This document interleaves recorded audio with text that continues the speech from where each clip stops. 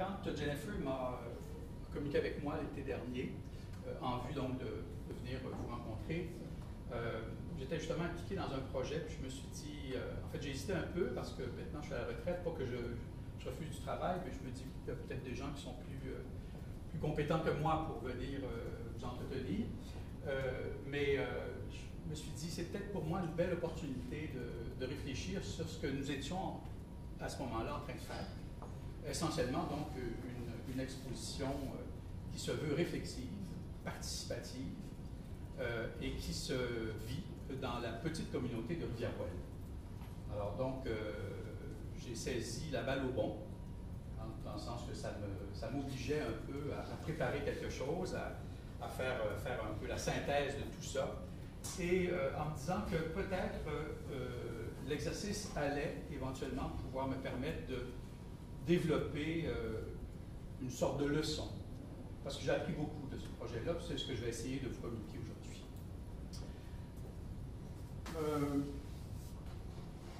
Je vais devoir bouger parce que on n'a pas de... à moins que quelqu'un ait une télécommande pour activer ces diapos. Je peux me mettre là si tu veux. Non, même s'il te plaît. Le spectacle. Pas en dehors de mes fonctions. Très bien. Non, je vais tout simplement bouger un peu, c'est tout. La formule, en fait, d'aujourd'hui, sachant que ça s'inscrivait dans un 5 à 7, je vais donc, il y a une partie, bonjour M. Chastenet, il y a une partie donc qui sera plutôt, non pas théorique, mais une partie donc qui est écrite.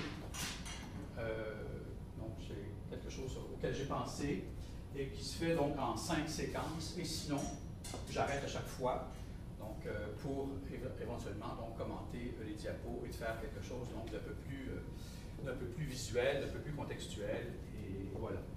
Donc, on se lance. Je pense qu'on a une quarantaine de minutes, on m'a dit, pour faire un peu le tour de cette question. Voilà. Alors, leçon de micromuséologie. J'aurai donc évidemment vous expliquer un peu de quoi il s'agit. Vous allez voir un peu par quel subterfuge j'y arrive, enfin, j'espère. Et en fait, la question qui est posée, c'est à savoir, fondamentalement, est-ce qu'une exposition est le meilleur des médiums pour réfléchir sur un projet en devenir? Gardez ça un peu en tête. C'est quelque chose qui encore me questionne. Est-ce que l'exposition comme médium est le bon véhicule pour réfléchir ou faire réfléchir à quelque chose qui est en devenir, donc qui n'est pas? Mais j'ai fait le pari dans le sens que j'étais le seul muséologue du comité des procureurs de la Chapelle, et puis évidemment on s'est tourné vers moi en disant, ben toi Philippe, tu vas nous faire ça. Alors j'ai dit oui, quel beau défi d'essayer de voir un peu jusqu'où peut aller ce médium de l'exposition.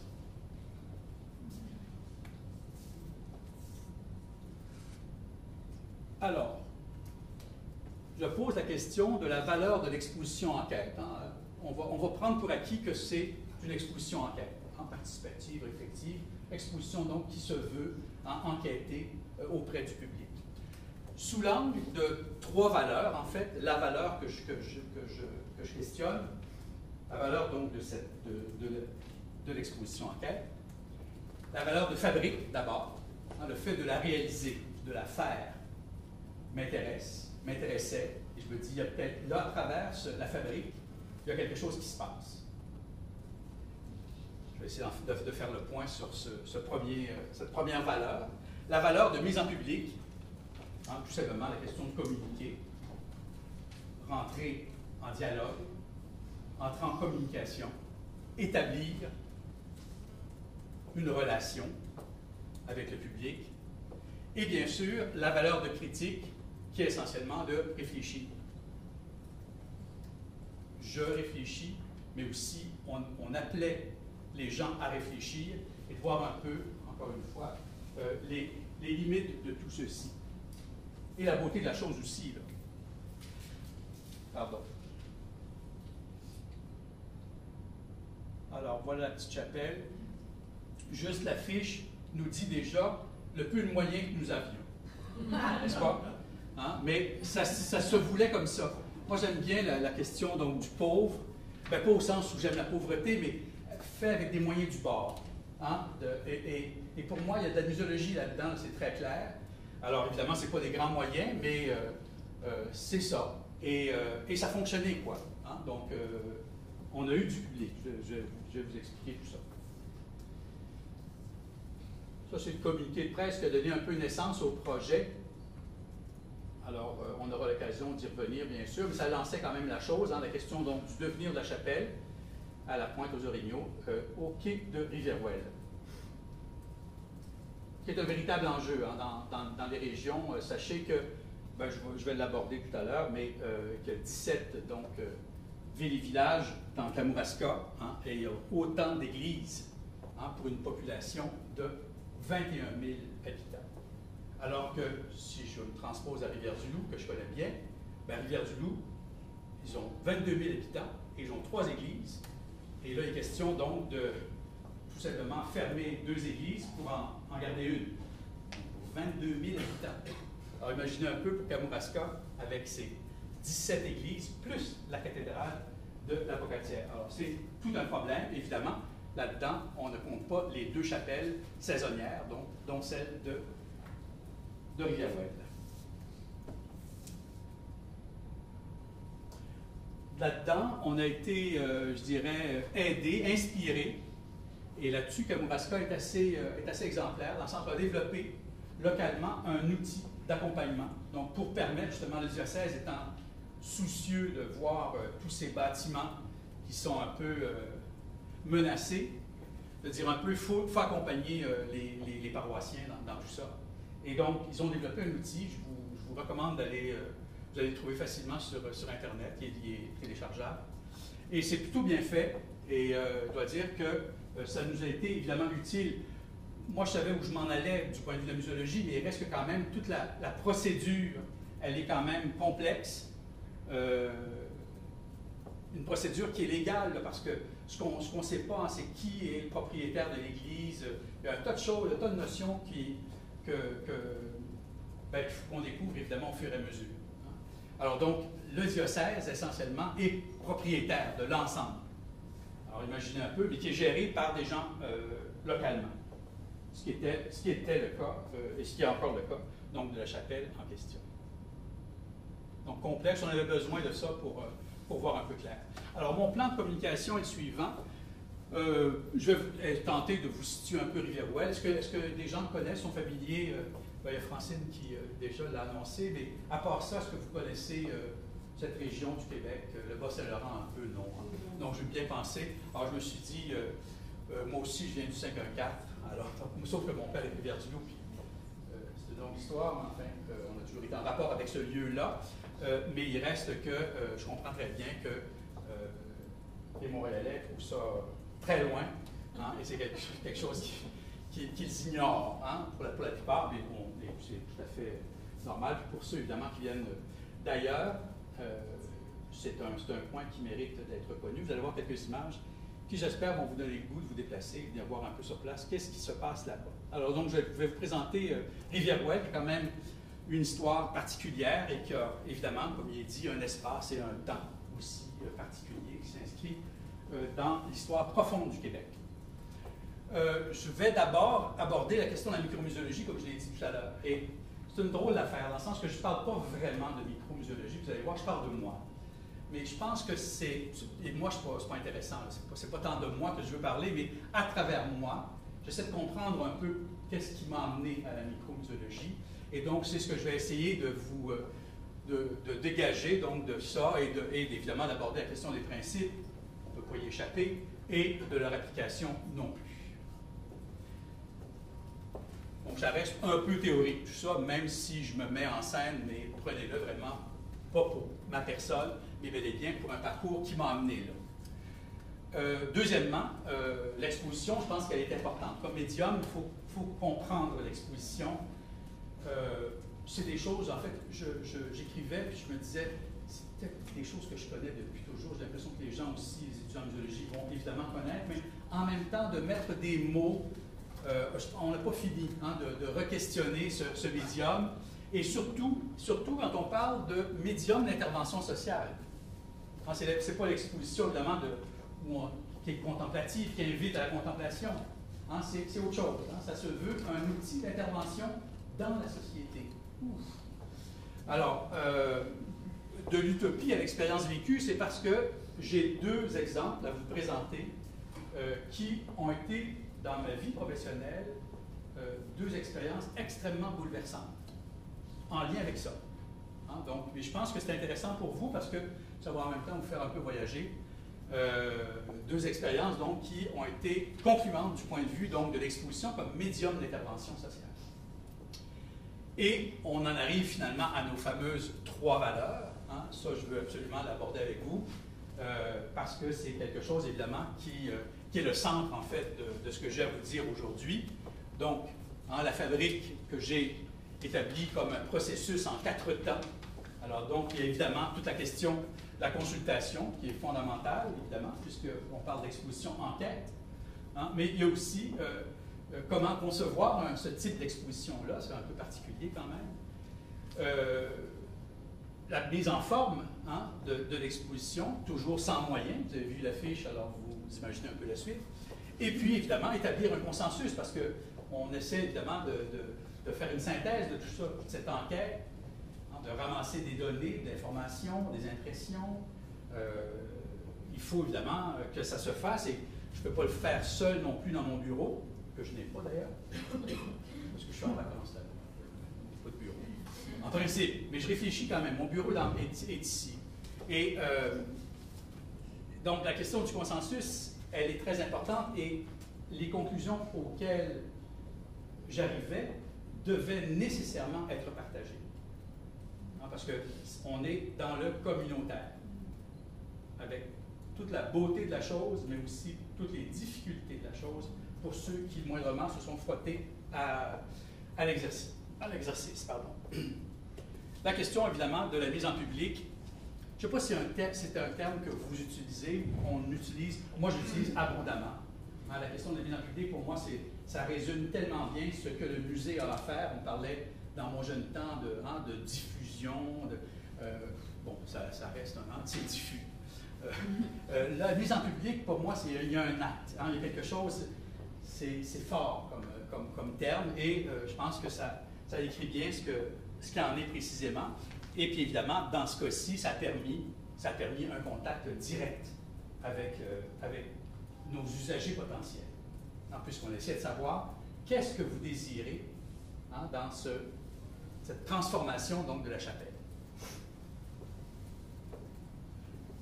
Valeur de critique, on y reviendra. Hein, un médium, l'exposition, et évidemment des publics, hein, parce qu'au fond, on le sait très bien, cette mise en public hein, concerne, ou en tout cas, se révèle, se répercute sur des publics. Il n'y a pas un public.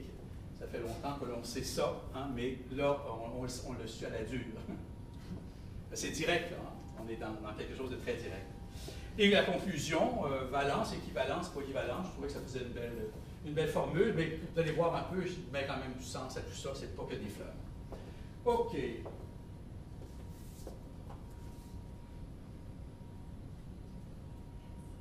L'image est assez belle, c'est Olivia Well, hein, avec son noyau central, ici. Un village, évidemment, qui a une longue histoire, je vais rapidement l'aborder tout à l'heure avec vous.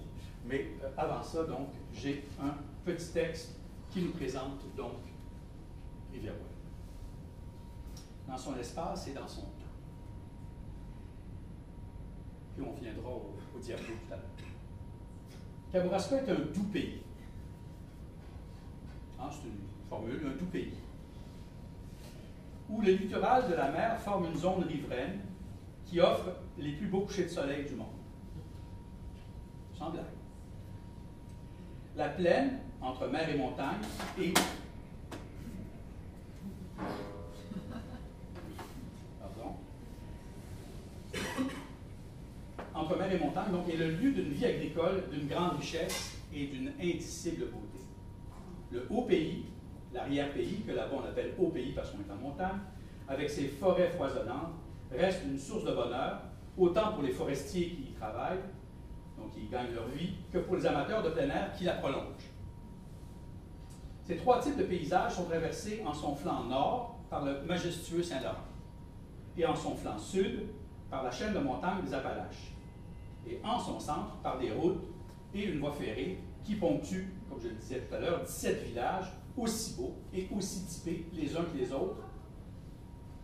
Rivière-Ouelle en est le berceau, puisque dès 1672, en Nouvelle-France, les lieux débutent son cycle d'activité à l'européenne, alors que les Malécites et d'autres communautés autochtones, on le verra peut-être plus tard, se partagent depuis longtemps ces grands espaces de vie. Donc vous avez compris que Rivière-Ouelle a un rôle, c'est la matrice, hein, c'est par là finalement que s'est développé l'ensemble de la région du Kamouraska. Et Rivière-Ouelle est la mère de plusieurs villages autour. On dit la mère parce que c'est par elle, finalement, qu'a été créé ces villages qui sont autour d'elle. Ce noyau villageois de Rivière-Ouelle agit en sorte de matrice de développement de tout le pays que constitue Kamouraska et qui est à l'origine de l'agriculture raisonnée pour tout le Québec. Hein, il faut savoir que a été fondée la première école d'agriculture au Canada, à la Pocatière, en 1859. Et quelques 20 ans plus tard, enfin en 1874, a été fondée l'école anglophone à Guelph, en Ontario. Et c'est à la Pocatière, la première école d'agriculture au Canada et la deuxième d'Amérique du Nord. Donc, hein, on voit là qu'il y a quelque chose, ce n'est pas un lieu banal. Et cette école a été fondée par François Pilote, bien sûr. Kamouraska est à l'origine d'une première villégiature canadienne-française, hein, qui connaît ses heures de gloire à la fin du 19e et au début du 20e. Il faut savoir, Kamouraska, vous entendez ça, Kamouraska, c'est une destination. Je sais qu'il y a un tas de collègues de l'UQAM qui connaissent la boulangerie Neumann et tout ça. Enfin, c'est un circuit, apparemment, là, les gens adorent. Mais ça fait très longtemps, évidemment, que ce lieu-là est fréquenté par des villégiateurs. Kamouraska aussi est à l'origine d'une littérature québécoise. Et là, j'ai élargi un peu les frontières en allant chercher évidemment Saint-Jean-Port-Joli, puisque c'est avec Philippe Aubert de Gaspé et son roman Les Anciens Canadiens hein, qu'est née la littérature québécoise. On doit aussi se référer à Jacques Kerouac, hein, dont la mère est une fille de Saint-Pacôme, une l'évêque de Saint-Pacôme, et évidemment Anne Hébert, qui a écrit un succès littéraire éponyme, elle qui est descendante de la famille des Taché, une famille du Seigneur, et donc, oui, qui a créé ce roman éponyme, hein, dont Claude Jutras a fait le film. Kamouraska est à l'origine d'un enseignement supérieur pour subvenir aux besoins des campagnes avec la création du collège de Sainte-Anne-de-la-Pocatière, fondé par Charles-François Pinchot en 1827. Il faut voir un peu cet univers-là. Moi, j'ai passé une année sabbatique au collège. C'était absolument formidable hein, de voir un lieu intellectuel d'une telle intensité, alors qu'on y croit à peine. Là, je veux dire, mais le séminaire était en compétition directe avec le séminaire de Québec. Et bien sûr, avec celui de Montréal, mais évidemment, était orienté vers d'autres besoins de la société de l'époque. Kamouraska est à l'origine aussi de grandes figures intellectuelles hein, et politiques, du Québec notamment, avec l'abbé Henri-Raymond Casgrain. Pour les historiens, évidemment, ça vous sonne quelque chose, et aussi littérateur. François Hertel, moins connu, mais quand même grand philosophe, hein, de son vrai nom Rodolphe Dubé, et originaire de Rivière-Ouelle directement. Thomas Chappet, hein, du village à côté, l'historien. Jean-Charles, son père, c'est un grand politicien, le premier Canadien-Français, je pense, ministre de la Culture au Canada. Ernest Gagnon, Antoine Pelletier et combien d'autres. Kamouraska est à l'origine aussi du journalisme agricole, avec la publication du journal La Terre de chez nous, fondé en 1929. Kamouraska est à l'origine du film documentaire, hein, avec l'abbé Maurice Proulx, Kamouraska est à l'origine de l'industrie des machineries agricoles, avec l'industrie des jardins et l'industrie normande qui existent toujours. Kamouraska est à l'origine des écoles d'art ménager à Saint-Pascal. Il en reste encore des vestiges, magnifiques bâtiments. Kamouraska est à l'origine de l'industrie du beurre, qu'elle va partager plus tard avec l'Alsace-Sainte. Mais c'est tout de même là que le beurre industriel a vu le jour. Kamouraska est à l'origine d'une authentique architecture vernaculaire et manoriale, donc de beaux manoirs d'exception. Kamouraska est à l'origine de la pêche de l'anguille, qu'il pratique toujours, et au marsouin, qu'il pratique évidemment plus du tout. Il reste qu'on les voit, le printemps dernier, on les a vus revenir dans la région, donc tout doucement. C'est une observation purement... mais il reste quand même, on ne leur pêchera plus de marsouin, je ne pense pas, mais il reste que ça a été évidemment une grosse exploitation dans ce coin-là. Kamouraska est à l'origine de l'exploitation commerciale des tourbières, etc., etc. Autant de domaines qui passent de l'agriculture à la culture et qui constituent le limon de cette terre promise qui a permis une grande production de ses plus beaux fruits. C'est dans ce contexte que se situe Rivière-Ouelle, qui devient rapidement l'épicentre d'un rayonnement et d'un développement fabuleux. Alors, à partir d'aujourd'hui, évidemment, on se le représente mal, mais dès que l'historien vous le dirait, et votre fibre historienne aussi, de voir un peu qu'avant nous, évidemment, il y avait des gens, et que juste à regarder les lieux, on se rend bien compte qu'il y a eu une vie importante dans ce coin de pays, même si aujourd'hui, elle est déclinante. La municipalité de Rivière-Ouelle, donc la municipalité comme gouvernement donc, local, envoie le jour en 1855, le lendemain de l'abolition du régime seigneurial. La pointe aux Orignaux, elle, est un élément saillant de sa géographie, on va voir en image, qui permettait une implantation maritime stratégique avec la construction du quai, qui débute dès 1836 et qui fut un lieu de convergence des grandes navigations, à la fois marchandes, industrielles et touristiques, pendant près d'un siècle, donc de 1855 grosso modo à 1960 environ. Sur sa crête la plus élevée, a été érigée en 1948 une chapelle qui tentait alors de répondre à un besoin grandissant que l'ancienne chapelle, parce qu'il y en a eu une avant elle, construite en 1895, non loin du quai, ne pouvait plus combler. C'est dans ce contexte que l'abbé Louis Pelletier du Collège de Sainte-Anne-de-la-Pocatière en a dessiné les lignes et suivi le chantier de sa construction qui s'est terminé le 15 août 1948, fête donc de la Bonne Sainte-Anne.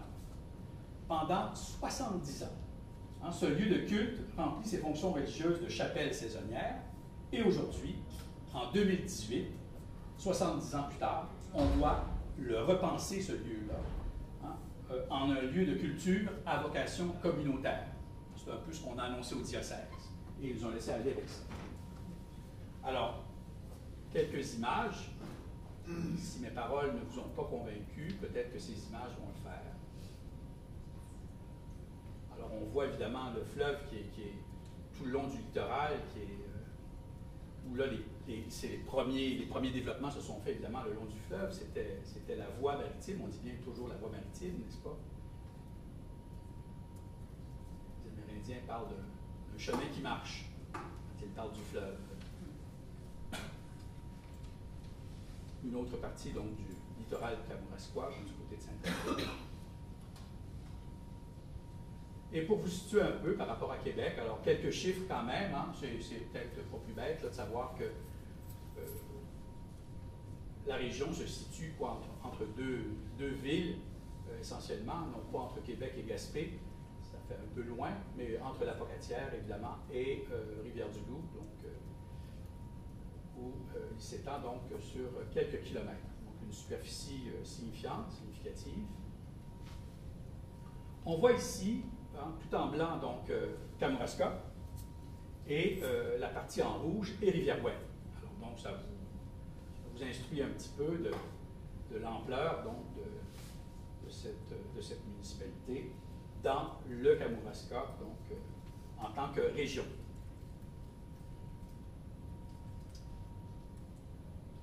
proche donc, de la pointe aux Orignaux. C'est malheureux que je n'ai pas de pointeur là, pour vous situer un petit peu. En tout cas, on y arrive de toute façon avec des images parlantes. Mais vous voyez un peu l'idée de la stratégie avec son quai, hein, c'est évidemment important. Et voilà, donc une très belle photo que mon ami Pierre Lahoud m'a envoyée l'été dernier. Absolument magnifique. Et c'est les lieux, hein, c'est là donc où se trouve, alors la chapelle se trouve, il faut que je prenne un peu de recul vu mon âge, elle est ici, dans ce bloc-là. Le quai ne sert plus à beaucoup d'activités, sauf le fait que les gens du Kamouraska, surtout les environs, en viennent le soir faire une balade. C'est un rituel. Et les gens, donc, descendent même pas de la voiture. Hein, s'ils viennent là, sur le quai, font le tour, boum, puis ils repartent. Ça se fait comme ça. Ça dure tout l'été. Ça dure tout l'été. C'est un rituel. Les gens ont besoin de revoir le fleuve.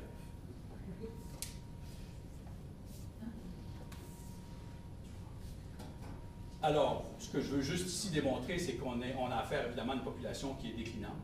On le voit très bien. Même qu'à l'heure d'aujourd'hui, en 17, on est rendu à 965 résidents, parce que les gens meurent, évidemment. Et puis, population. Alors donc, d'année en année, on voit la chose. Et il n'y a pas d'horizon, là. On ne voit pas très bien la sortie de tout ça, ou un changement. Mais bon, les gens sont résilients, et on va trouver sûrement une solution. Quelques statistiques, simplement, je ne veux pas vous emmerder avec ça, ça n'a pas d'importance, mais ce qu'on remarque ici, c'est quand même, hein, les salaires ne sont pas, bon là on parle de d'autres années, mais tout de même, ça vous dit quand même qu'on n'a pas affaire, évidemment, à un milieu très riche, bien que les salaires, c'est tout relatif. Le salaire d'un agriculteur, évidemment, c'est sa terre, hein, c'est son bien. Alors, ce qu'il gagne en termes de revenus, c'est peut-être pas grand-chose, mais il reste que, ou ce qu'il déclare, en tout cas, peut-être pas grand-chose, mais il reste qu'on a affaire quand même à des fermes. On n'est pas dans un lieu d'une grande pauvreté, simplement que les revenus ne sont peut-être pas au rendez-vous toujours. Et puis aussi, ce qu'il faut dire, c'est qu'il n'y a pas d'immigration. Ça, je pense que c'est important de le dire. On n'arrive pas à même le maire qui avait eu l'intention d'accueillir les Syriens de manière organisée et tout, ça a créé un petit soubresaut au village. Mais il reste que dans la tradition, je veux dire, à Rivière-Ouelle, il ne faut pas se faire une image fausse du lieu. C'est des gens qui en ont vu passer et il n'y a aucune. C'est pas parce que le milieu est fermé qu'on n'accueille pas les immigrants, d'aucune façon. Mais simplement que ça ne bouge pas de ce côté-là du tout. Alors, ça termine ici en le principal domaine d'études des Rivellois et l'architecture, le génie et les services connexes. Alors, dites-vous que c'est grosso modo de l'architecture, c'est un peu prétentieux. Je ne pense pas qu'il y ait un seul architecte dans la place, sauf des villégiateurs en vacances, mais c'est plutôt dans la construction essentiellement. Donc, il y a beaucoup de manœuvres pour ceux, évidemment, qui n'ont pas de ferme et qui comblent des emplois peu rémunérés. Alors, je vous parlais tout à l'heure de la première chapelle, la voici. Ce qui est assez extraordinaire avec cette chapelle, c'est qu'elle existe encore. Elle n'est plus là. Elle a été récupérée dans une colonie de vacances, en Canawish, à 3 km de là. Et un de nos projets, enfin, plutôt le mien, mais il reste que ça serait de ramener la chapelle sur le site et éventuellement d'en faire un projet magnifique de restauration d'une architecture quand même relativement ancienne. Ça reste encore très beau de l'intérieur, un lieu absolument magique que les gens du camp utilisent comme théâtre d'été essentiellement. Et en 1948, comme je le disais dans mon texte, il y a eu ce projet. Donc la maquette est du père et de l'abbé Louis Pelletier, un dessin assez classique. Et la construction, donc, a eu lieu en 1948, essentiellement. Voilà. Voilà la petite chose. La micromuséologie, maintenant. Donc, vous avez en tête un peu ce lieu, hein, avec ses qualités. Et qu'est-ce que la micromuséologie vient faire dans tout ça? Alors, nos champs d'intérêt, je parle évidemment des miens, sont toujours définis. Non, excusez-moi, je ne parle pas des miens tout de suite. Nos champs d'intérêt, donc c'est vos champs d'intérêt, sont toujours définis par l'horizon que nous offre notre point de vue. On s'intéresse aux choses qui sont à notre horizon, forcément. Et ce qui s'offre à notre horizon, ben, c'est ce qu'on en voit. C'est-à-dire donc la vision qui nous est donnée de voir et d'avoir à partir de notre rapport au monde. Parce qu'on choisit nos points de vue. Hein. Ça prend rien. Notre rapport au monde, lui-même déterminé par notre intelligibilité, donc notre capacité de lire ce qui nous entoure, notre sensibilité, qui nécessairement nous oblige à faire des choix, sélection, le vécu de nos expériences, je pense que ça participe évidemment à notre regard sur le monde, nos relations, rencontres, qui comprend également notre famille de pensée, notre formation disciplinaire, qui le cadre, et bien sûr, les valeurs personnelles qui en découlent. C'est ce qui vient moduler, au fond, nos champs d'intérêt, et je pense que ça fait une belle introduction pour là où on veut en venir. En effet, je dois reconnaître que mon parcours, d'abord personnel, je vous avertis de ça, donc je parle de moi, mais oubliez ça, c'est la personne, c'est le cheminement plutôt de la personne qui m'intéresse. Donc, personnel et professionnel puisqu'on parle ici de champ, fait partie donc a dessiné en quelque sorte les contours de ma géographie intellectuelle, à savoir mes zones de contact, pour parler comme James Clifford, et mes espaces de perception les plus récurrentes. Tout d'abord, mon engagement dans les camps d'été. Alors, je remonte à loin, ou colonies de vacances, et ma fréquentation des pensionnats. J'ai été pensionnaire, et oui, chez l'État Saint-Lateur. Ils m'ont formé donc à la vie en communauté, où la dimension collective prime toujours sur la part individuelle. Par exemple, mon passage d'une année complète passé au kibbutz Tel Katir en Israël en 1969, ça remonte à loin, m'a marqué à vie, puisque c'est là que j'ai fait l'expérience du communisme intégralement vécu.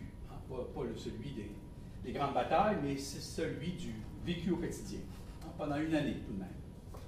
C'est à des moments comme ceux-là, donc 18 ans, c'est Malraux qui dit « Entre 18 et 20 ans, la vie est un marché où l'on achète des valeurs, non avec de l'argent, mais avec des actes. » Je pense que j'en étais.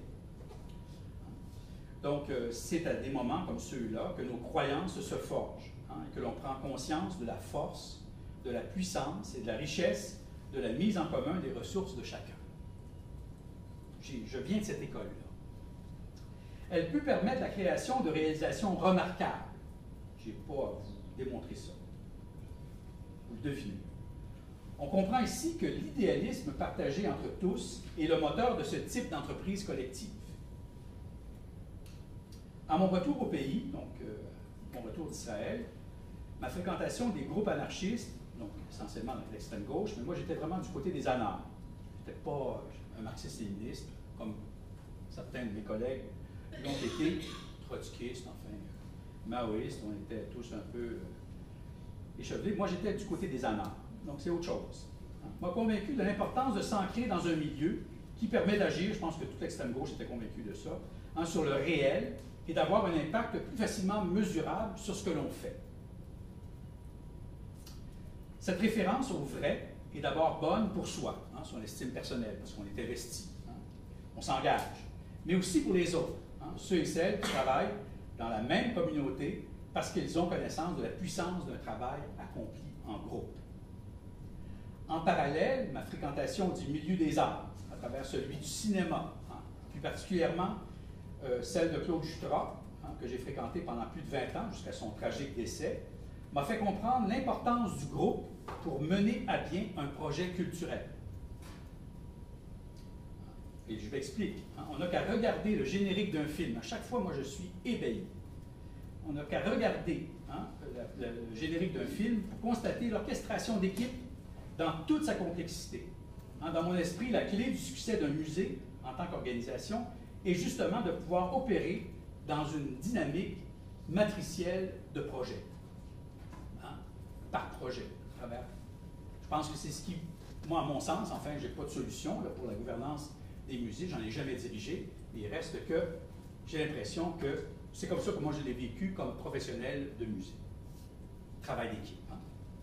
l'exposition mémoire, on l'a évoqué tout à l'heure, j'ai été chercher le projet, hein, c'était 49 personnes. Grosse équipe. Grosse équipe. Hein, mais c'est comme ça qu'on arrive à quelque chose de concluant. Mes études aussi m'ont formé à rester attentif aux petites choses du quotidien, aux détails de la vie privée comme ceux de la vie sociale. L'ethnologie, pour ne pas la nommer, a été pour moi la plus grande des écoles, puisqu'elle m'a d'abord éveillé à la question du populaire, du spontané, voire même du naïf, hein, qui s'oppose évidemment à la question du populaire, excusez-moi, du savant, du livresque et à la construction savante, somme toute. L'ethnologie est ailleurs, elle ne s'intéresse pas à ces choses-là. Enfin, oui, par le biais, mais il reste que c'est cette vie, ce ferment donc de vie qui est organisée. Il ne faut pas penser qu'elle n'est pas organisée, mais organisée autrement, de manière peut-être plus organique. Ça reste une longue réflexion. L'ethnologie m'a inculqué une sorte de biais dans l'observation pour mieux saisir la réalité à travers le naturel, le sauvage, et pourquoi pas, les vestiges d'animalité qui sont encore présents dans l'agir humain. Hein, on dit, en parlant de l'homme, qu'il est bel et bien un animal social. Hein, donc, reconnaître ça, c'est pas une grosse vérité. Là, mais il reste que l'ethnologue va s'intéresser à ça, va s'intéresser à derrière tout le couvert de la civilité, tout ça, il y a quand même un animal social là, qui est derrière nous ou en nous, en fait, peu importe. Hein, et ça, je pense que l'ethnologue est à même de s'y intéresser. En tout cas, ça nous sensibilise à cette réalité. En fait, toutes les dimensions du substrat m'ont toujours intéressé pour des raisons qui me paraissent évidentes. L'effet perçu est souvent le produit, au sens de résultat, d'une action qui n'est pas toujours perceptible. Ce qu'on peut voir n'est pas toujours le résultat de ce qu'on pense, dit autrement. Par exemple, hein, c'est le moteur qui permet le mouvement du véhicule, hein, alors qu'on ne voit pas le moteur.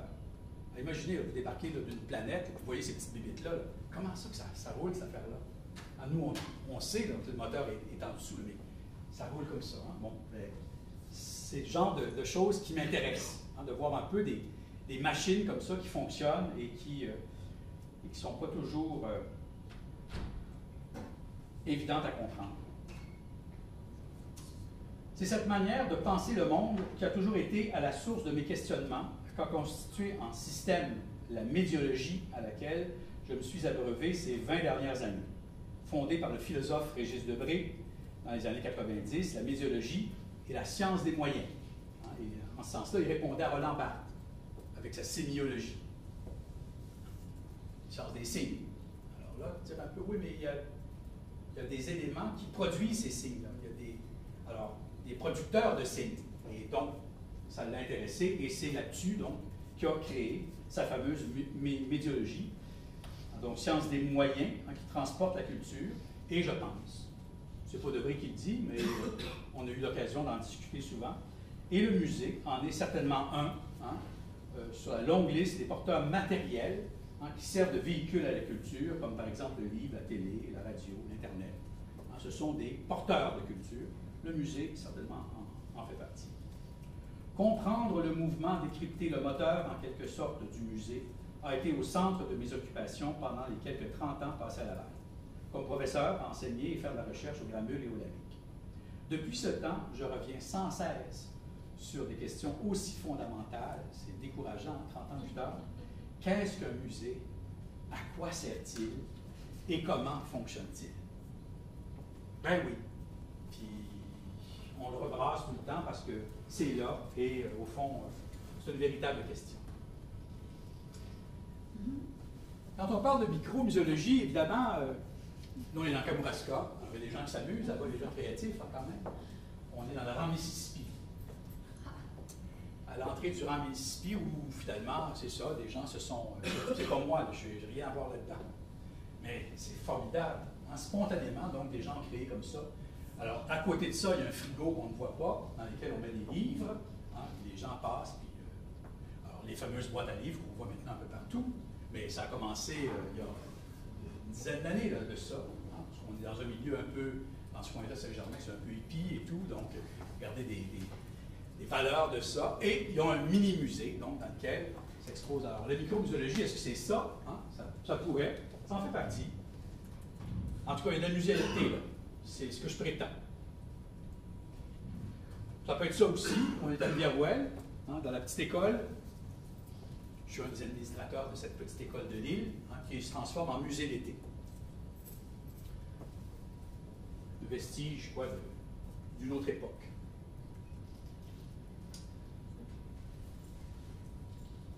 Ici, je m'arrête, je pense que je ne me lancerai pas. Elle pose la question, en fait, et Jennifer serait beaucoup meilleure que moi pour commenter cette longue, non pas définition, mais cette réflexion sur la question des frontières, hein, du musée. Et donc, c'est quelque chose, évidemment, je l'ai mis là parce que je la trouve belle, mais en même temps, c'est l'espèce d'ouverture, hein, que nous offre ce lieu qui reste encore toujours à définir et redéfinir. On en arrive maintenant au principe de micromuséologie. Retenez ça un peu comme les 10 commandements, ça n'a pas plus de valeur que ça. C'est l'effort que j'ai essayé de faire pour comprendre un peu ce qu'il en est. Hein? Qu'est-ce que la micromuséologie? Ça ne l'explique pas, mais en tout cas, ça la définit. Hein? La première des choses, je pense que dans la présentation de Jennifer tout à l'heure, elle a parlé des échelles humaines, justement. La question de la taille, hein, favorise quand même, ou en tout cas, je ne sais pas si elle favorise, mais elle crée quelque chose. L'échelle n'est pas la même. Entrer au Louvre, c'est une expérience. Mais on n'est pas dans l'échelle humaine. Hein? On est dans quelque chose d'un peu surhumain, d'un peu... c'est magnifique, j'adore. Mais en même temps, bien sûr, c'est humain. Mais ce que je veux dire par là, c'est qu'il y a une échelle où il y a un rapport des personnes, puis Alexis, qui s'en va au Mexique, va le voir dans de nombreux petits villages. On le voit, la communauté est très présente. Moi, j'ai pu le constater dans plusieurs petits musées. L'accueil, je veux dire, c'est un rapport direct avec les personnes. Ça donne une dimension, évidemment, qui est autre. Hein. Il n'y a pas un directeur qui est caché à quelque part, puis des services de ci et de ça.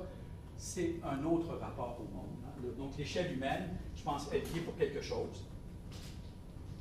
Il y a nécessairement un contact humain qui en découle, une rencontre, donc, forcément du visiteur.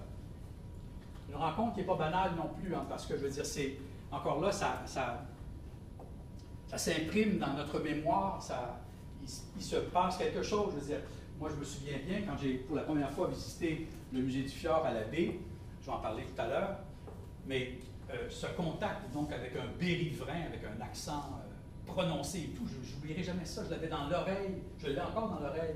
Il y avait quelque chose là qui me présentait donc son musée, vraiment comme si j'étais chez lui, comme si j'entrais dans sa maison, quoi. Hein? Donc, il y a une échelle là qui est intéressante et qui permet, je pense, un contact intéressant. Souvent, le petit et moyen musée, comme j'aime à les appeler, PMM, allie l'émotion et la cognition. Saveur locale, je pense qu'il va sans dire. Souvent, pas toujours, mais souvent. Sinon, si ce n'est pas local, c'est spécifique au lieu. Havre de paix, hein, l'idée qu'on n'est pas dans, on ne fait pas une visite à 3000, ni à 300, ni à 30. Hein, c'est souvent quelque chose qui, on est dans un rapport plus intime, hein, et dans quelque chose qui est calme, qui appelle au recueillement. Ce petit lieu peut permettre de faire comprendre la complexité, mais à l'échelle où on peut la comprendre. Hein, la complexité, c'est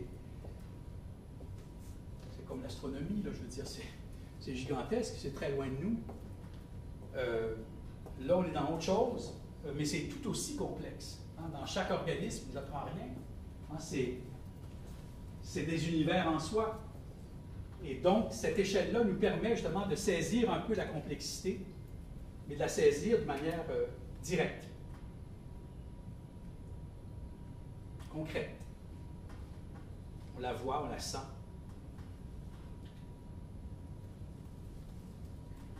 souvent, dans sa manière de présenter les choses, c'est le lieu lui-même et, en soi, offre une synthèse. Les petits musées n'ont pas les moyens d'avoir des collections tout cassées. Donc, la question de l'interprétation, évidemment, est très importante. Vous avez vu l'école tout à l'heure. L'école, on n'a besoin de rien faire. Là, je dirais, elle est là dans son jus. Dans son jus. On le ferme en 66, elle n'a pas bougé depuis ce temps-là. Ben, on rentre là, c'est ouf. C'est quelque chose, la collection, c'est le lieu, c'est tout, ça se sent. Alors donc, ça offre une synthèse. Hein? Je veux pas, on sait ce que c'est l'école de rang quand on entre là. Cette échelle, ce musée à petite échelle, peut aborder évidemment une variété de sujets à la bonne échelle. Et je pense que, parce que je le vois à l'école de Lille, je veux dire, on reçoit des visiteurs de l'étranger et, je veux dire, sans avoir connu l'école de rang, c'est quand même assez spécifique au Québec, comme organisation, c'est un système scolaire en région, les gens se reconnaissent pleinement dans cette petite école de campagne. Complètement.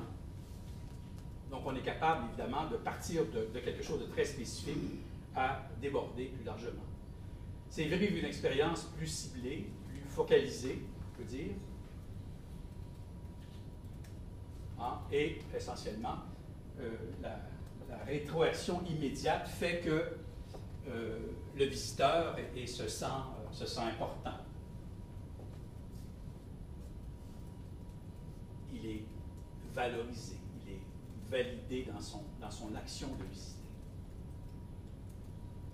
On peut aussi mesurer très facilement la satisfaction du visiteur.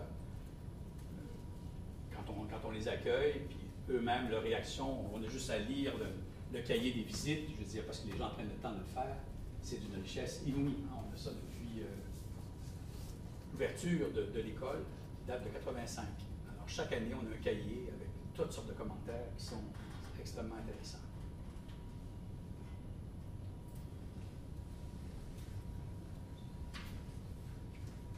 Rapidement, très rapidement, les types donc, de musées qu'on peut rencontrer, toujours les petits et moyens musées, très rapidement. Ah, puis si on regarde un peu, si on fait une typologie analytique et non plus descriptive, là, on peut dire que la plupart des petits et moyens musées font à peu près ce travail-là, dans un temps historique, un espace, selon un peu chacun. Des fois, c'est des mélanges aussi. C'est très variable. Faire mémoire, faire territoire, faire valoir, faire voir et faire savoir. Ouais, c'est une phrase un peu banale. Quand on pense évidemment à la hauteur intellectuelle de Régis Debray, ça ne l'honore pas nécessairement pas davantage à ce que l'on voit. Tout le monde est d'accord là-dessus, mais à lire le livre, évidemment, vous allez mieux comprendre ce qu'il en est. Mais il reste que c'est là-dessus que le musée fait sa vie. Il offre à voir. Hein, c'est faire voir, c'est ce que le musée fait. Donc, et il table évidemment sur cette question-là. Ce qui est spécifique au musée, c'est de faire voir ensemble. Oh, on n'est plus dans... c'est quelque chose qui peut être partagé, qui peut être aussi un acte solitaire, mais assez souvent partagé. Dans un petit musée, si on n'y échappe pas, plus que dans un grand.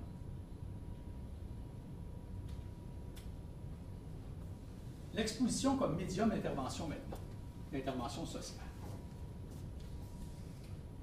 L'exposition est un médium particulier, du moins celui en usage dans les musées, qui sont fondamentalement des lieux de récit et de série. Je joue un peu avec les mots, mais pour moi, je l'ai toujours dit, en lieu de récit et lieu de série, en faisant évidemment référence aux collections et les séries, et le récit, évidemment, c'est la base du musée.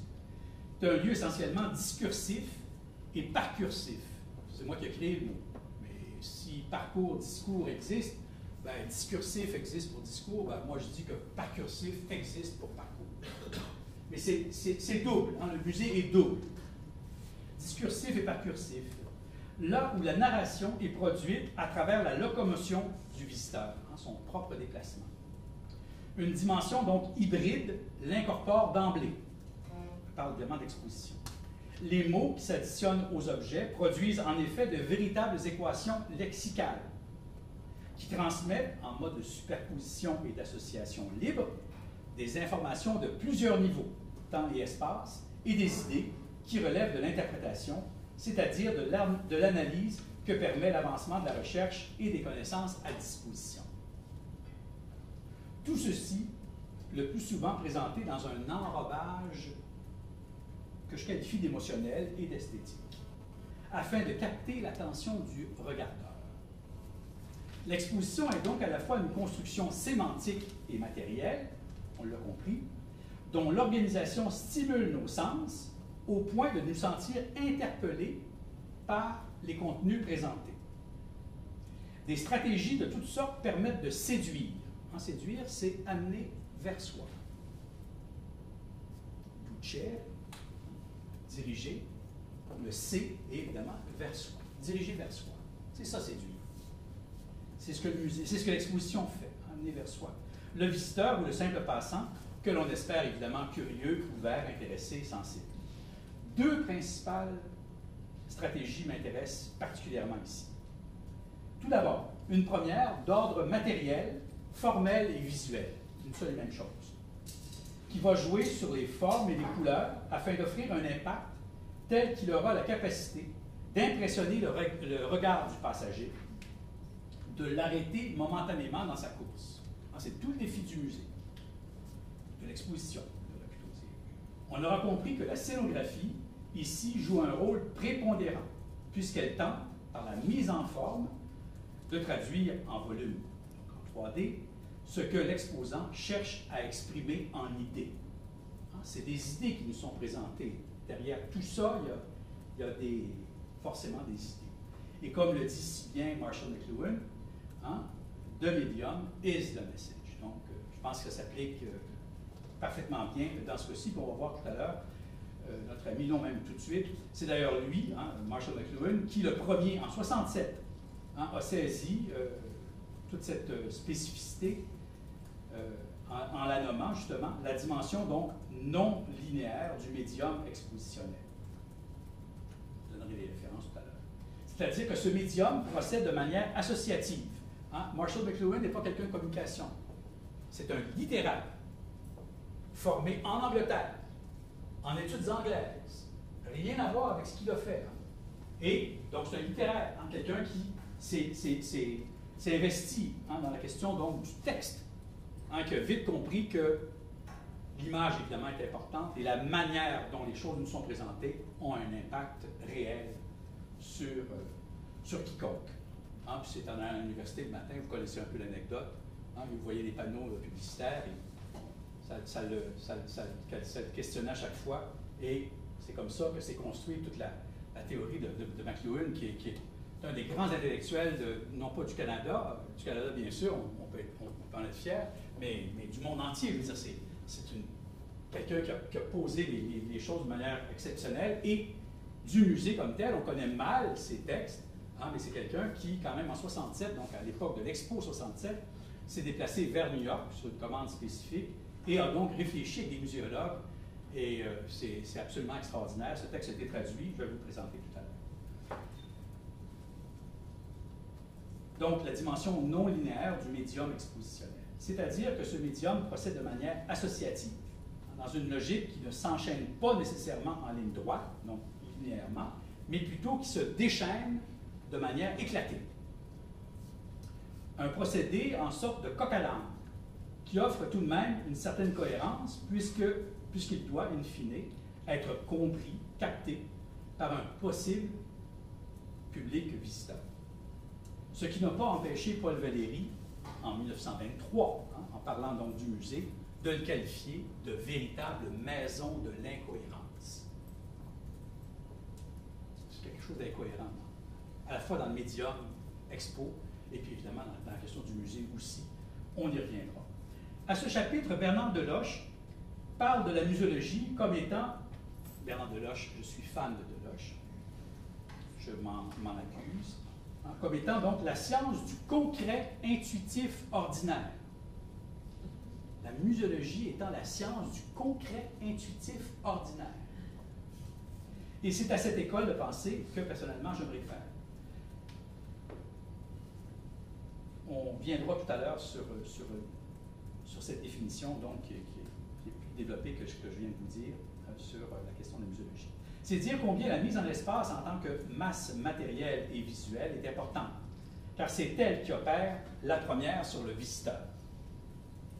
Autrement dit, elle le dispose ou l'indispose à recevoir, en provenance de cette sorte de contenant, médium-machine, qu'on peut appeler exposition, un contenu, message d'information, qui impacte sur son affect, le visiteur, et non l'inverse, afin d'atteindre son intellect. Donc, ça passe par l'affect d'abord. En somme, la robe, si elle est séduisante, dérobe l'attention de celui ou celle qui passe et le plonge littéralement dans l'univers expositionnel. Première stratégie. Deuxième stratégie, cette fois, elle est d'ordre sémantique, c'est-à-dire textuelle pour l'essentiel, puisqu'elle s'organise en langage écrit, à travers une composition linéaire de mots exploitant par modulation les multiples facettes de sens. Encore là, le choix des mots a toute son importance, puisqu'il s'adresse directement à l'intelligence du visiteur-regardeur, qui devient ici un lecteur-décrypteur du message émis à travers un texte construit qui induit des idées, des notions et des émotions. Ceci relève évidemment d'une bonne connaissance de la langue, autant pour l'émissaire, ici le commissaire, que pour le récepteur, ici le visiteur d'exposition. Vous avez eu la chance de visiter un musée dans un lieu où vous ne connaissez pas la langue. Évidemment, c'est pas facile à suivre. Des expériences, entre autres. En Grèce, ben là, depuis le temps, je suis sûr qu'ils se sont mis en anglais comme à peu près tout le monde dans le monde, mais il reste que c'était mini les interventions qu'il y avait dans une autre langue. Je parle des musées d'archéologie, donc c'était un peu plus spécifique, et c'était pas nécessairement le grand public. Mais il reste que la question de la langue est fondamentale, on ne s'en rend pas compte.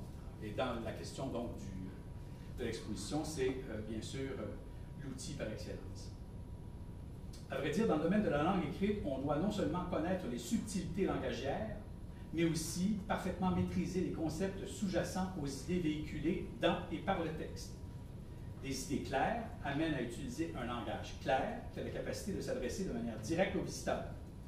On tente ici d'établir un contact avec une personne que l'on ne connaît pas, comme moi aujourd'hui, je ne vous connais pas, j'ai essayé en tout cas au mieux, en m'adressant à vous, de choisir les bons mots, pour ensuite choisir, c'est ça, les bons mots pour déclencher chez elle et chez lui un intérêt soutenu pour un sujet sur lequel s'élabore une mise en espace.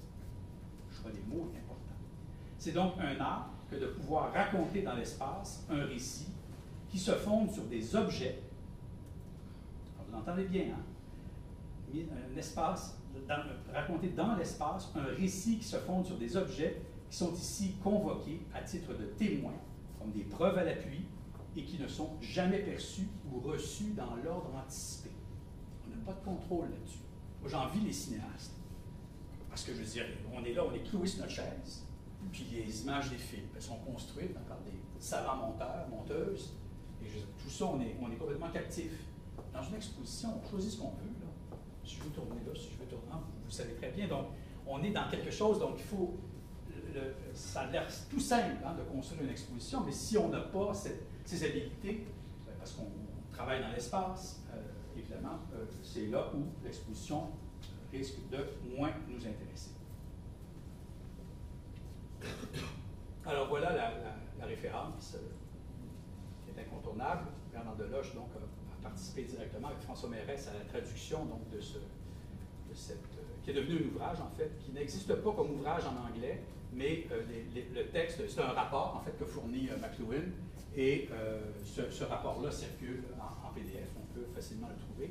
D'ailleurs, il est intéressant de le consulter directement en anglais, puisque la langue est plutôt simple et c'est facile à comprendre. Pas que le français le traduit mal, mais simplement que c'est intéressant de pouvoir, évidemment, comparer et de bien saisir sa pensée. Le musée non linéaire. Alors, Deloche, vous l'avez promis, voici. La muséologie est une philosophie du muséal qui s'investit dans deux tâches. Elle sert de métathéorie à la science documentaire, intuitive, sensible. Wesh! Ah oui, c'est ça. Hein. Donc, une science documentaire. Moi, je me rappelle à Toronto, avant que je pense que tu y sois, la muséologie a été développée donc à Toronto, à partir de 67, si je ne m'abuse. Premier programme au Canada de formation en Museum Studies au département d'histoire. Et tout doucement, je pense que c'est là où tu arrives, toi, il a basculé du côté des Information Sciences. C'est ça. Et quelle bénédiction d'avoir saisi cette opportunité de le sortir de chez l'historien. Faux. Oui, c'est important. Et pour que, justement, la muséologie puisse vivre plus librement. Hein? Et je pense que c'est un mariage, en fait, que j'ai toujours admiré, moi, ce passage, donc, du côté des sciences de l'information. Donc, à côté des bibliothécaires, à côté des archivistes. Alors voilà, on embarque et on est tous dans la même machine.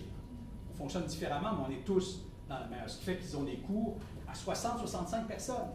C'est extraordinaire, parce qu'ils arrivent à faire des séminaires communs avec tous ces gens-là qui travaillent, au fond, sur la même... Jennifer peut en parler mieux que moi, puisqu'elle y a enseigné pendant quelques années. Alors donc, science documentaire intuitive sensible. Hein, elle est aussi une éthique régulatrice de toute institution chargée de gérer la fonction documentaire intuitive concrète, que cette institution revête ou non la figure officielle d'un musée. Donc la muséologie ou la muséalité peut être partout, pas que dans un musée. Hein, c'est ce que ça suggère. Vous reconnaissez le philosophe formé à l'esthétique, hein, dans le cas de Deloche. Alors, dans cette définition, le philosophe, ça c'est moi qui parle, fait la part belle de l'expérience ou à l'expérience intuitive qu'offre le musée. Elle réfère à cette expérience précisément parce que, il réfère, pardon, à cette expérience précisément parce que celle-ci refonde le musée sur les assises d'un véritable temple des muses. La question du sensible, de l'intuitif, on est là. Hein, vous savez, je veux dire, c'est au pied du mont Parnasse. C'est au pied du mont Parnasse que le musée est fondé, que les muses sont créées. Hein, puis on disait, allez là, cherchez votre inspiration.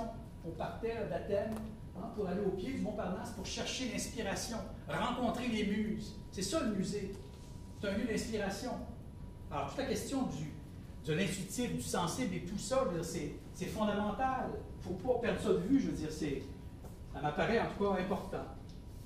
Hein, puisqu'on dit musée, hein, on préfère nécessairement aux muses. Les neufs, hein, où la qualité de sens se co-construit sur le mode de l'intuition et de l'instruction. En effet, l'appréhension sensible du monde, par les traces que les civilisations ont laissées derrière elles, vient définir en quelque sorte la mission première du musée. Bon, c'est un peu pompeux, mais c'est comme ça. On pourra en discuter tout à l'heure, j'espère. Donc, pour résumer, hein, le musée, par définition, isole un fragment de réalité et le montre à un public. C'est ce qu'il fait. Ici, je vais référer à deux expériences qui m'ont, je le disais tout à l'heure, bouleversé. Une première exposition au Musée du Fjord, en 1999, Gramule donc, était investi dans un projet donc, de redéploiement du musée.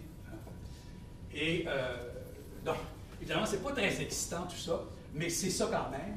Hein, c'est une première exposition enquête où finalement on a proposé aux Bérivrains de nous dire ce qu'ils souhaitaient comme musée. Alors, ça va de la policière au chauffeur à taxi. On a vraiment fait un terrain assez substantiel pour, justement, essayer de recueillir un peu les visions, puis qui se traduisent, évidemment, là, les photos sont anciennes, donc on n'est pas à l'ère du numérique, là. Donc, on a fait pour le mieux. Merci au Musée du Fjord, merci à Guylaine Simard, qui a été très gentille. Mais sur mon écran, c'est déjà un petit peu plus beau. En tout cas, mais peu importe. C'est pas excitant comme exposition. Pourtant, je veux dire, c'est Nada Gouzine qui a été commissaire de cette exposition. Oui.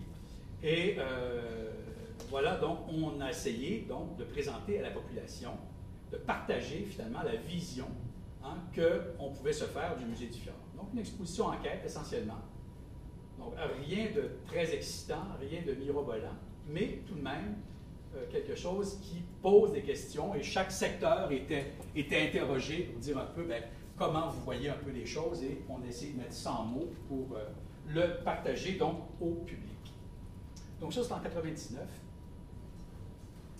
Et en 2007, je me trouvais à l'ICOM, à Vienne. Tu y étais pas, hein, Jennifer? Non. Moi, c'était souvent. Je ne suis pas un régulier de l'ICOM, surtout 3 ans, mais parce que ça coûte très cher, cette opération-là. Mais il reste que là, j'ai profité du lieu pour aller voir un petit musée, un musée de folklore essentiellement, le Wunschkunde Museum de Vienne. Donc un musée de folklore absolument une référence dans le domaine de l'ethnologie, de l'ethnographie, et qui était justement en 2007 dans un exercice de se repenser. Et ils ont fait une magnifique exposition, qui est la suivante. Il est très excitant. Hein? Inside Out. Inside Out Museum. Donc, le musée, ce qu'ils ont décidé, c'est que tout le personnel s'est mis dans les salles d'exposition. Donc, il n'y avait plus d'objets, c'était le personnel. Alors, chacun se partageait la sécurité dans une salle, les conservateurs, les photographes dans une autre salle, le directeur, sa salle à lui, c'est une directrice, sa salle à elle, donc son bureau, la secrétaire, le photocopieur, et les gens donc étaient invités à voir un peu ce qu'était le musée. J'ai trouvé ça extraordinaire.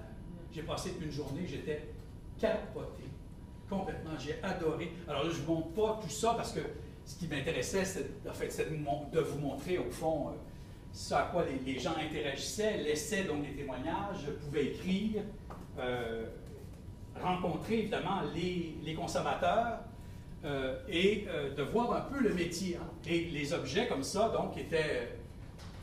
C'est automatique. Ouais, je sais pas. C'est presque... C'est mieux pour la photo, mais c'est moins bien parce que je ne vois pas. Ouais, je vous devine. Et là, vous allez pouvoir dormir.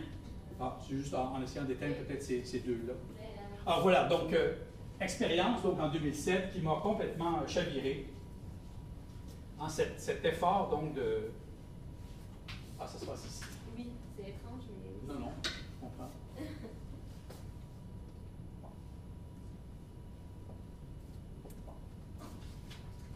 On aura l'occasion d'y revenir sur ces deux expériences vécues.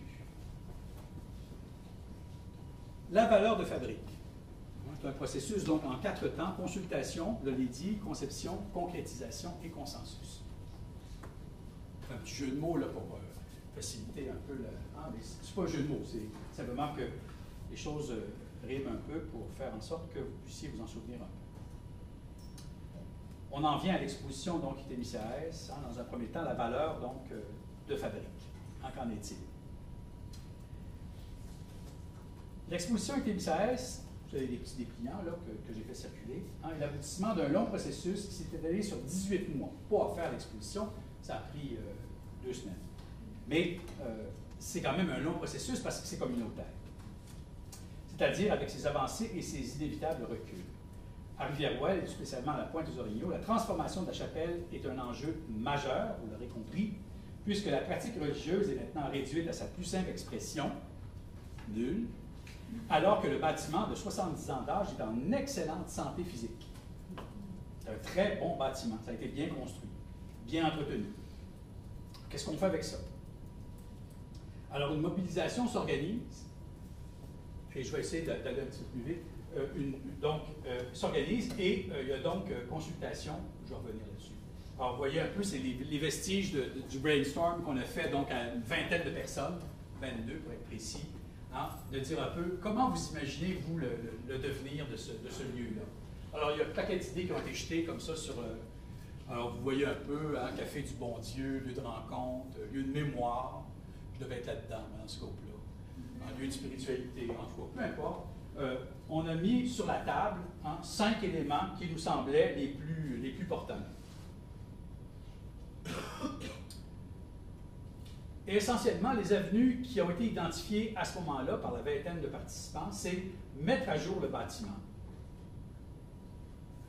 Il est en parfait état, comme je le disais, mais il n'est pas aux normes. Au sens d'aujourd'hui, là, c'est pas possible. Alors donc, la sécurité, le feu, le ci, le ça, quand on entre là-dedans, ça va être joli tantôt. Développer une salle multifonctionnelle. C'est un autre vœu, hein, un autre souhait. Créer un centre d'interprétation de la nature et de la culture, mais du lieu, parler un peu du lieu, parce qu'il y a de la pêche à l'anguille, hein, qui se fait tout à côté. Il y a plein de choses qui sont intéressantes. Les ornithologues fréquentent la pointe. Tout l'été, on les voit. À l'automne, évidemment, ils sont fous à photographier donc, ces oiseaux qui sont de passage. Et apparemment, cette pointe donc, recense beaucoup d'espèces qui passent pour aller vers le nord et pour revenir au sud. Repenser ce lieu de spiritualité en l'actualisant, donc la question de méditation, c'est quelque chose qui marche fort. Donc pourquoi pas, hein, donc essayer de repenser un petit peu la chapelle autrement. Et faire un espace consacré donc aux arts qui se font. Il y avait des artistes dans la salle, dans le groupe, alors donc nécessairement artistes contemporains et qui souhaitaient. Alors, on arrive à une conception évidemment toute simple. On ne peut plus. Alors, ite pour les gens qui ont fait du latin, ça veut dire quoi? Si, la Bessédine. Hein? Et donc, c'est une manière, évidemment, de choquer un peu, d'éveiller. Même les plus jeunes disaient it misaes, it misae. Pas trop, hein, comment le dire. Dans leurs parents.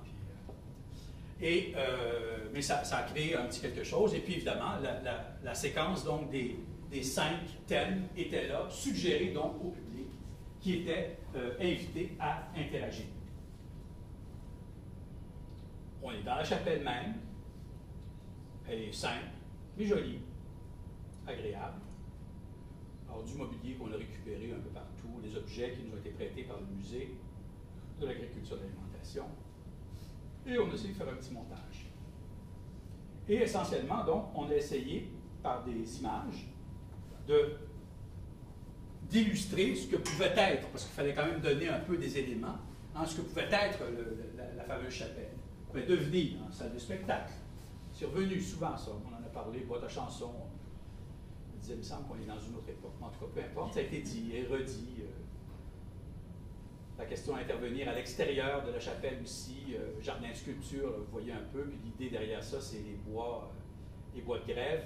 Il y a plusieurs choses qui sont... Les gens s'amusent beaucoup là-bas à faire des sculptures avec les bois trouvés sur les plages.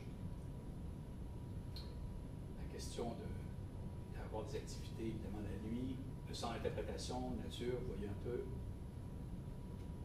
Et le centre de méditation, spiritualité un peu plus nouvelle.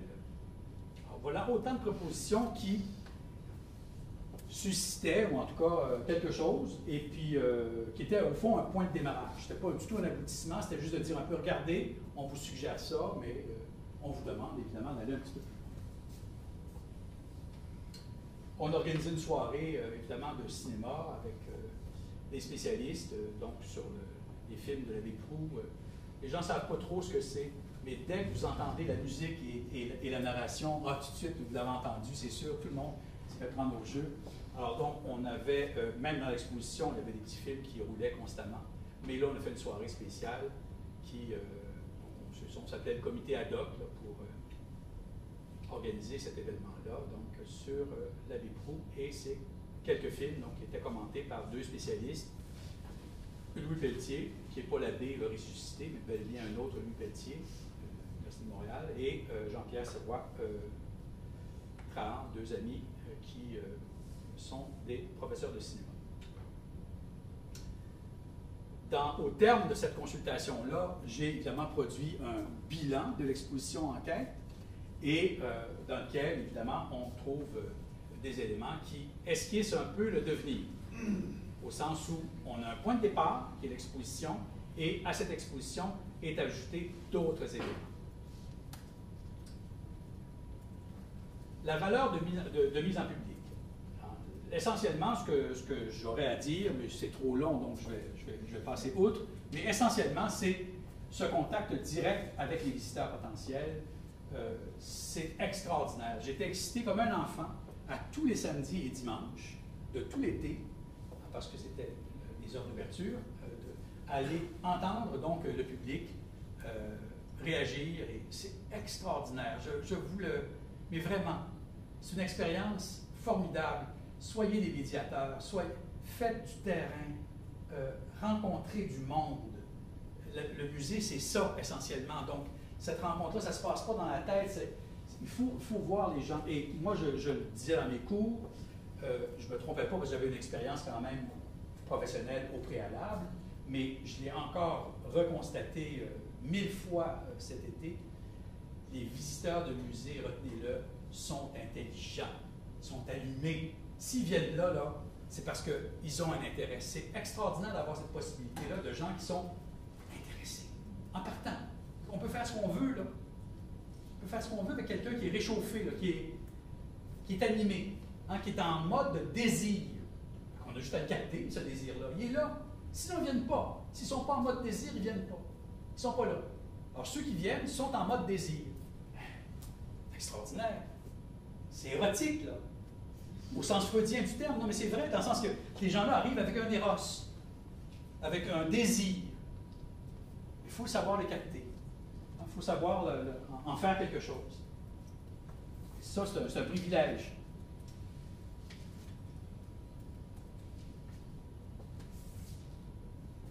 Donc, oui, ce que je retiens, c'est ce contact donc, direct avec le public. C'est le petit questionnaire qu'on a distribué. Alors, sur les 1061 visiteurs, en 23 jours, 1061 visiteurs, c'est du monde, ça, en 23 jours, 244 ont rempli le questionnaire. 244 personnes. C'est pas beaucoup, mais c'est beaucoup. Hein, c'est quand même, c'est le quart, donc, mais on était là et on les accompagnait. Et je vous dirais que, en parallèle, parce que le questionnaire, il y a des gens qui ça intimidait. Hein, on demande le nom. Donc, je disais un nom fictif, c'est pas grave. En l'âge, c'est la même chose, les gens sont gênés de dire leur âge. Alors, tout ça fait que ça intimidait. Alors, les gens, tout simplement, ne répondaient pas. C'est pas plus grave que ça. Mais on a quand même eu 244 fiches dûment remplies. Je reviens à l'expo, mais je vais vous présenter juste... non, je le vois plus tard, ça c'est vrai. Philippe, oui. Juste pour te dire, c'est à peu près 6h30, donc si on veut avoir du temps pour je m'excuse, c'est super intéressant, mais pour... bien sûr, bien sûr. On a juste gardé ça en tête. Parfait. J'en ai pour 5 minutes. Ça vous va? On a fait appel évidemment à des gens aussi. L'idée du participatif, hein, c'est de demander aux gens. Alors là, c'était un petit voisin de l'abbé Proulx, qui est devant la caméra de l'abbé Proulx qu'on avait donc dans l'exposition. Je ne sais pas si on la voit. Oui, on la voit ici. Alors, le petit gars en 76, Guy Cadrin, un voisin. En tout cas, donc, ça venait, on part donc d'une exposition vraiment basique et s'ajoute à ça toutes sortes de souvenirs, des gens qui apportaient des trucs. La soirée aussi, avec Maurice Proulx, c'était incroyable, la fin du film de Proulx. C'était incroyable ce qui s'est passé dans la salle. On a eu 65 personnes, c'est pas énorme. En même temps, on a fait cette soirée, on a fait 400 $, juste les gens sortaient de là heureux et comblés, quoi. Ouais, non, ça c'est un exemple, je ne reviendrai pas là-dessus. OK. Je termine. Ce que je voulais dire, c'est qu'en même temps, chaque jour, on avait ce tableau hein, sur lequel donc, on écrivait des choses. Alors, les gens qui ne voulaient pas écrire au questionnaire, bon, on l'écrivait, nous. Et les visiteurs qui arrivaient voyaient ce que les autres avaient dit, donc ça permettait d'ajouter des trucs et tout ça. Donc, c'était assez intéressant, ce petit marché aux idées. C'était une journée qui était moins inspirée, peut-être. OK, grosso modo, hein? Plein d'éléments, mais vous le voyez un petit peu. Hein, si on prend un peu les 5 thèmes, les 5 axes thématiques, puis on savait d'avance qu'au fond, on s'en allait vers quelque chose qui est un mélange de ces 5 choses-là, hein, forcément. Mais il reste qu'on a quand même des chiffres. Là. Ce que nous dit, au fond, l'enquête, c'est ça, essentiellement, donc avec des chiffres à l'appui, et puis, maison communautaire, architecture patrimoniale, exposition d'art actuel, lieu de spiritualité. Donc, on voit un peu hein, où les gens se situent. Hein? Dans les idées recueillies, on a voulu faire une synthèse, enfin, j'ai voulu faire une synthèse, et la dimension commerce, elle est importante, parce qu'on n'a pas de financement. la dimension communautaire, elle est évidemment fondamentale. Et la dimension culturelle, vous le voyez. Mais le commerce, 36% des gens. Parce qu'on est dans un univers marchand. Alors forcément que de rien offrir, même pas une bouteille d'eau, c'est dans un coin comme ça, où c'est des cyclistes à la journée, forcément qu'on perd quelque chose. J'ai tenté de définir un peu les espaces. Pour en venir, j'arrive aux propositions finalement de synthèse. Vous le voyez, au fond, il y a autant la question du café, la question de... Alors vous allez me dire, ben oui, c'est un peu simplet ton affaire, là. Mais en même temps, je ne dis pas que cette image-là répond nécessairement précisément à ce que les gens souhaitent, mais un lieu de recueillement, méditation aussi, la question de bibliothèque. Vous voyez un peu café et expo, c'est là, c'est décortiquer ça. Il faudra évidemment trouver un concept qu'on n'a pas encore trouvé, mais au fond, les choses ont été clairement exprimées par le groupe. En conclusion, l'exposition a été pour moi une manière de pondérer, d'où le terme valence. Ce qui nous a été donné, évidemment, c'est la question des 3 volets, parce qu'au fond, c'est revenu très fort. Rencontre, service et culture, comme les 3 piliers sur lesquels allait reposer le projet en question. Et bien sûr, la question de la polyvalence est immensément importante, surtout au début. C'est quelque chose qu'on doit absolument garder en tête. Il ne s'agit pas de figer le projet en lui-même. Alors donc, une sorte de triptyque qu'il faudra imaginer. Alors, c'est ajouté depuis ce temps-là parce que la question de l'handicap mental est importante dans la région. Il y a beaucoup d'organismes, beaucoup de choses qui se passent. Et moi, j'aimerais que le lieu soit éventuellement animé par des handicapés. Ça donnerait, c'est pas d'instrumentaliser les handicapés, c'est vraiment que souvent les handicapés ont des choses à dire, peuvent faire des choses, dans un contexte de micro-muséologie justement, où je pense qu'il y a de la place, des gens qui sont très sérieux, qui peuvent parfaitement bien agir dans le contexte, et ça serait peut-être une valeur ajoutée. Puis j'ai des exemples de ça aux États-Unis. Il y a plein de choses qui bougent dans ce sens-là à l'heure actuelle. Vous irez voir le café BT and something. Ça va m'en venir tantôt, mais en tout cas, et où ce n'est que des handicapés intellectuels d'ailleurs qui mènent le café et ça crée une ambiance et les gens disent pourquoi ils vont là et quel plaisir ils ont à rencontrer finalement des gens qui sont chaleureux, qui sont humains. Voilà. Juste pour terminer, c'est Monseigneur Moreau qui est venu, qu'on voit d'ailleurs ici.